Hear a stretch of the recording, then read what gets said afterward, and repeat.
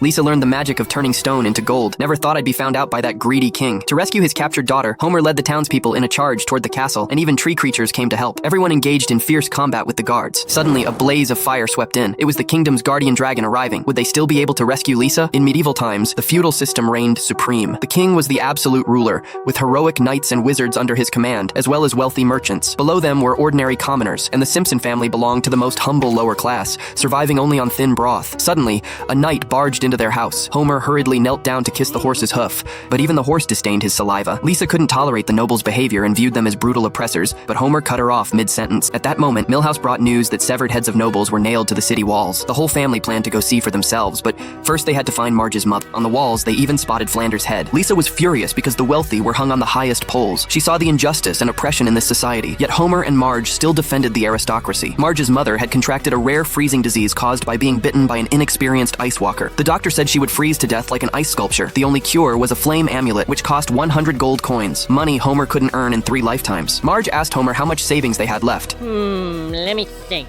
In desperation, Marge wanted to sell their belongings to treat her elderly mother, but Homer believed they shouldn't spend a fortune to save someone who was dying. But that was Marge's mother. In anger, she threw Homer out of the house, saying she should have listened to the wizard and married her brother Mosaic instead. Always here if you need me, Sid. Homer went to the tavern, still worried about the 100 gold coins. Just then, a crow flew onto the bar. Eager to make quick money, Homer accepted a labor job. Midway through, he sneaked off to find his employer, begging for an advance on his wages. The noble laughed and had Homer take a closer look. The wheel wasn't connected to any machinery. All their efforts were completely futile. The nobles collected the suffering of the poor and ground it into powder. After consuming it, the nobles would sprout little wings. After working for several days, Homer had earned nothing at all. Lisa couldn't take it anymore. She took Homer to an alley and asked him for a lead block.